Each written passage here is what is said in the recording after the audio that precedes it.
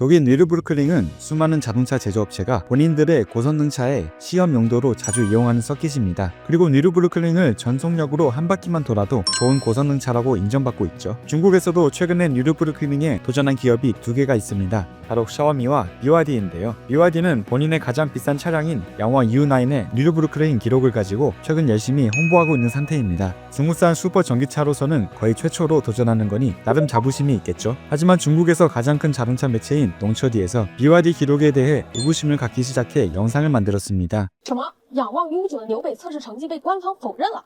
就在上个月，仰望官方刚刚公布了 U9 的纽北测试成绩，积分17秒9。当时仰望官方还用了中国纽北超跑阶段性成绩来进行了一波宣传。但就在这2天有博主就纽北官方的一封邮件对仰望 U9 的纽北测试成绩进行了质疑。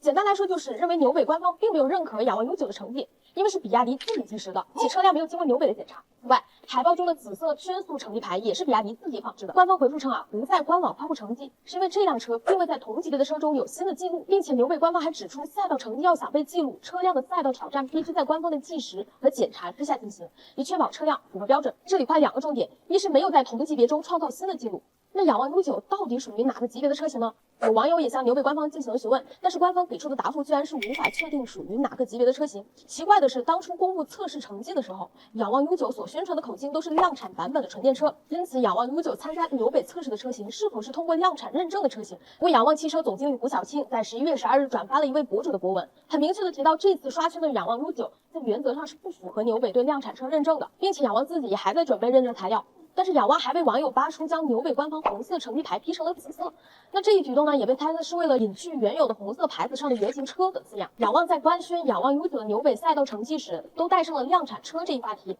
咱就说这个操作谁看了谁不迷糊啊。第二个就是纽北官方强调的赛道成绩被记录必须要在官方的计时和检查之下进行，也被内涵仰望这次的刷圈成绩是自己计时的。简而言之仰望 U9 这次纽北刷圈的成绩还没有被官方登记在此，确实是事实。但如果想要避免质疑仰望还需要说明，就是刷圈的仰望 U9 到底是不是量产车？如果不是，那么为什么要在宣传中利用量产车来进行宣传呢？并且仰望 U9 这次的车载状况也没有公开。要知道，作为一台纯电超跑，搭载云辇系统，仰望 U9 的车身质量超过了2吨。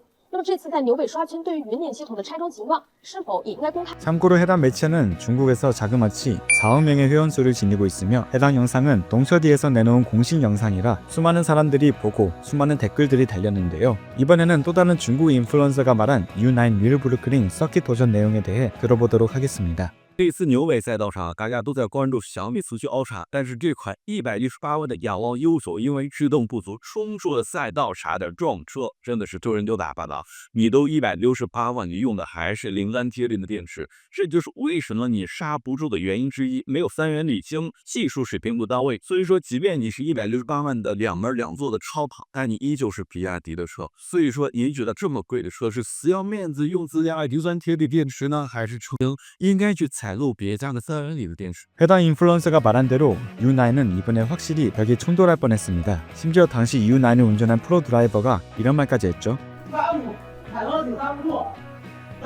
물론 U9이 인산철 배터리를 사용하든 이온 배터리를 사용하든 전 크게 상관이 없지만 BYD의 저는 오해를 불러일으킬 수 있는 홍보 방식은 바꿔야 한다고 생각이 드는데요. 참고로 BYD는 이전에 자사 전기 세단인 한을 만들 때 1세대 버전은 40% 정면 테스트를 통과시키려고 좌우 안전 강도를 다르게 만들어서 아주 욕먹은 적이 있습니다. 25% 충돌 실험을 고려해서 그런 건지는 모르겠지만 BYD 한은 좌측과 우측에 있는 충돌 방지빔 구조가 달랐습니다. 이뿐만 아니라 이전에 BYD 한과 한국 SK 배터리를 탑재한 전기차를 충돌시켰을 때 SK 배터리를 탑재한 차량은 멀쩡했는데 한은 시간 지나자 자연 발화가 생겼던 일이 있었는데요. 당시 BYD에서 말하길 충돌 테스트를 진행한 한은 테스트를 진행한 업체에서 고의적으로 한의 냉각수를 변경해서 불이 난 거라고 해명했지만 결국 그것마저도 BYD의 거짓으로 판명이 나서 또 한 번 많은 욕을 먹었죠. BYD에서 올린 해명 내용은 이렇습니다. 한에는 냉각수가 장착되어 있는데 실험을 진행한 차량의 냉각수는 빨간색이고 BYD의 양산차 냉각수는 보라색이라고 합니다. 수많은 BYD 한 차주들이 본인의 차에도 전기가 통하는 빨간색 냉각수가 들어있다고 합니다. BYD 말대로라면 당연히 보라색 냉각수가 들어있어야 하는데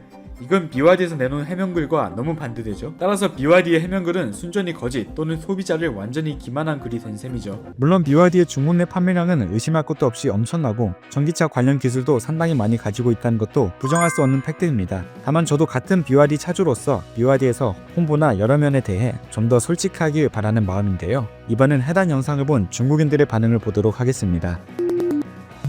BYD는 언제쯤 샤오미 사장처럼 솔직해질까? 양산은 양산이라 하고 프로토타입은 프로토타입이라고 인정하면 되잖아. 미친, 동철이는 역시 클래스가 다르네.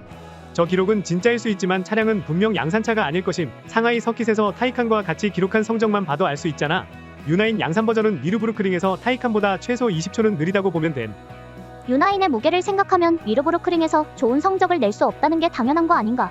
어쨌든 이건 BYD가 니르부르크링 공식 성적 나오기 전에 일부러 양산 가능한 모델로 혼란을 주려고 한 홍보임. BYD가 항상 해오던 방식에 딱 맞네. 지금은 그냥 공식 인증 받으려고 기다리고 있는 거라고 하던데 저 기록은 찐이겠지. 인증도 안 받고 홍보하는 것도 문제점 중 하나임. 니르부르크링에서 U9은 아마 양산차 인증을 못 받을 거니. 유럽 출시 조건 말고 그냥 차 자체가 통과 못할 듯. 중국에서 니르부르크링 양산차 인증 받은 차가 없진 않음. 예를 들어 링크앤코의 03 플러스. 이 차는 뒷좌석을 제거하고 롤케이지 설치하고 앞좌석은 통이자, 뒷부분엔 큰 리어윙까지 달았음. 그리고 니르부르크링에 등장한 U9은 내부에 롤케이지 있고 외부와 범퍼랑 리어윙도 전부 국내 버전이랑 다른. 내부에서 보지 못한 부분들이 개조됐는지 아닌지는 아무도 모르지만 이게 바로 BYD가 양산 가능이라고 말하는 이유임. 물론 아직까진 양산 못하고 있음.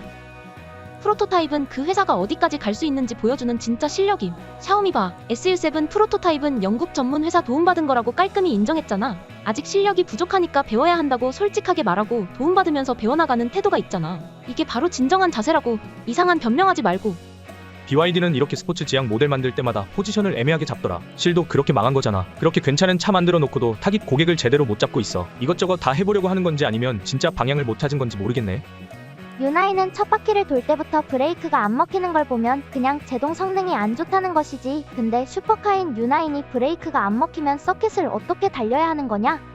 BYD 홍보에 말이 많긴 해. 기록에 진짜 거짓 여부로 다들 다투고 있잖아. 하지만 중국의 엔지니어링 개발 입장에서 보면 사실 도전만 해도 이긴 거임. 고성능차 개발을 위해 경험도 쌓고 인재도 키우는 거니까. 브레이크가 안 먹히다니.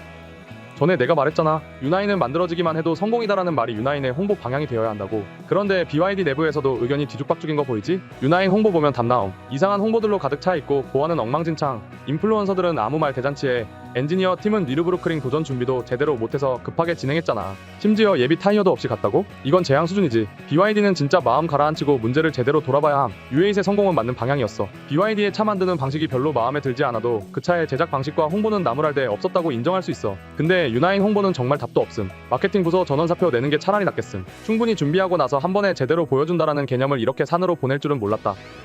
이건 그냥 평범한 차를 만든 것뿐 그 이상도 아니야. 프로토타입이나 개조 차량 기준으로 봐도 샤오미한테도 못 미치고 양산차 기준으로는 구식 내연기관차인 포드보다도 못 뛰어. 그런데도 아직도 사람들이 이걸 홍보 문제라고 생각하는 게 이해 안 가네. 이건 그냥 엔지니어링을 할 줄 모르는 거라고. 이 엔지니어링 재앙을 감추려고 홍보팀이 계속해서 엉뚱한 이야기를 만들고 있는 거잖아. 그런데 BYD 바들은 그걸 다 믿고 있네. 이 말은 즉 BYD가 BYD 바들에게 세뇌식 홍보를 잘해줬다는 뜻이야. BYD 엔지니어들은 홍보팀한테 고맙다고 인사라도 해야 할 판이라고.